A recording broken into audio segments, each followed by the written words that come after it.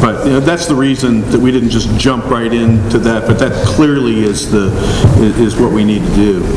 When Clark and I talked about this probably in February, I'm guessing, and we decided to go forward with this, I talked to my son who does the database, which I consider to be the best database in any wine competition anywhere in the world. And when he got through screaming... Yes.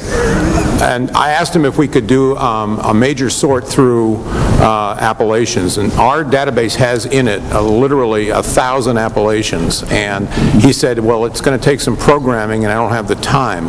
So we decided not to go through a sort through appellation, so as a result we had to physically pull out the wines by appellation for Clark's panel, which is no problem. It's easy to do if it's only one group of wines and there's only 50 wines involved. The real problem was getting publicity for the results. And we talked about it. We both said this is way too complicated for what we're starting out with.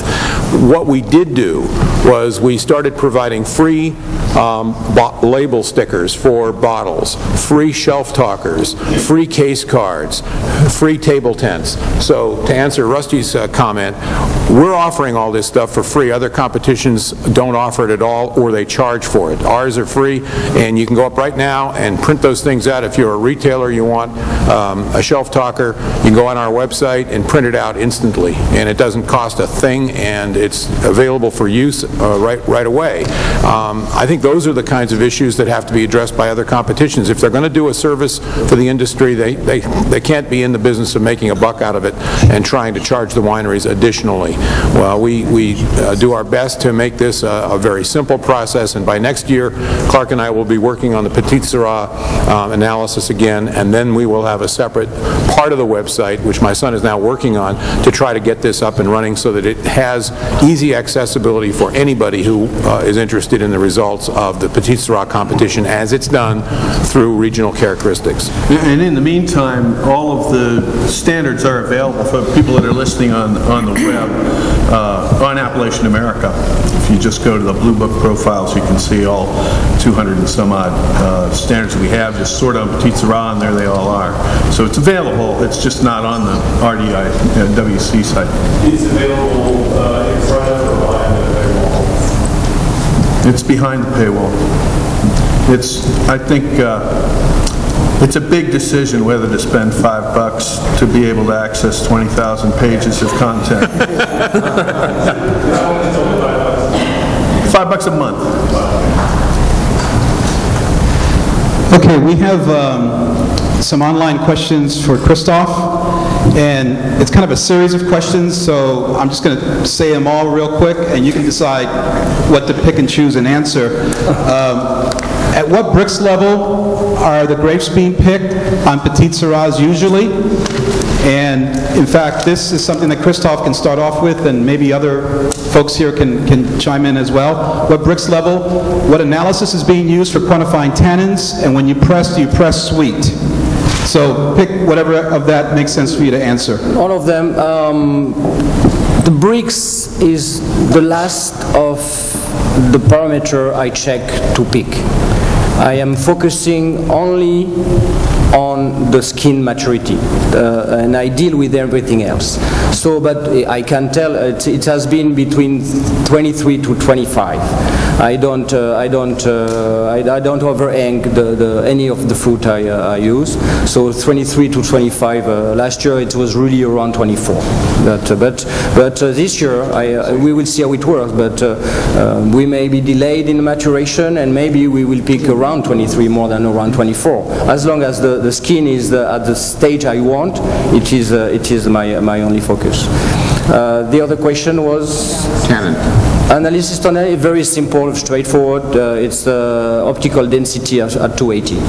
It's everything I try to do. I try to do things that are easy to do for the lab, because I do that in below 10 brix. I do that daily for all the fermentation. And when I taste, I have the analysis, so I can compare, I can match what I am testing with a number. So it gives you an input to know if it's very tannic because there is a lot of tannins, or it's very tannic because the tannins are not good. So I do that. So you need a technique that is very easy in every day for the lab, because it's a lot of work. And the final question was, when you press sweet. I don't like that. I don't think lots of people like to press sweet. So we do everything we can to have a healthy fermentation and to have that quick. But sometimes with Petite Sirah, mainly with the Petite Sirah, we press sweet because we think we have enough tannins, and the tannins begin to be a bit rough. So we drain whatever is the bricks. So most of them, they are almost dry and like below 0 bricks, and some of them they are higher. And it's one of them was very, very slow, and it is why we kept it months on skin, and it worked pretty well. But again, it's I don't choose. It's testing. It's choosing for me. Great. Thank you, Christophe. Looks like Christophe, he'll be around all day. Clark, you have a question? Well, I thought it would be interesting to ask you what your philosophy is around oxygen exposure to Petite Sirah. During fermentation? No, after. And my reply is pretty much the same. I taste. I don't use copper sulfate. For me, it's not an option on any vinification. And I always look by testing the balance, not reduced, not oxidized. As long as you keep there, normally you should be fine for binding, for fixing color, binding tannins, polymerizing tannins, and all of that. Right. And and something I am going to try this year. It's pretty complex, but I would like. It has been a lot of years I think about it.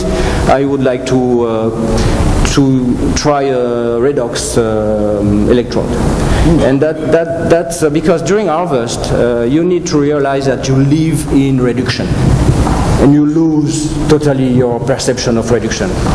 And it's easy because sometimes you have an open wine that is from the year before, and you test the wine, it's fine. You test a finished wine, and you go back to the wine you thought was fine, it's totally reduced because you live in reduction. So I would like to, beside the testing, systematic testing, to have a measurement would be quite interesting. And it is going to be an experiment. These electrodes are very complex to handle. They are very sensitive to oxygen and all that, but that's something I am going to work on. I'm going to show you an easier way. Sorry?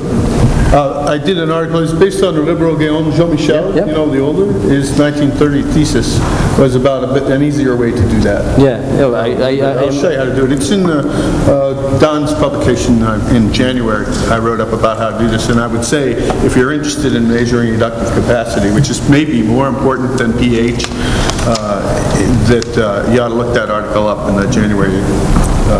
And it is the reason why I don't like copper sulfate is it is when the wine it puts you blind between you and the wine, and the wine is talking to you, listen to it, and you put copper sulfate, you get rid of the problem without giving the wine the oxygen it needs. So and the copper also I don't like that because copper sulfate on the long run is an oxidant, so I don't like that either. So. Christophe, thank you very much. And again, Christophe, he'll be around all day if you'd like to catch up with him. We're going to go ahead and take a 15-minute break, and then we'll go into our last session, our viticulture session.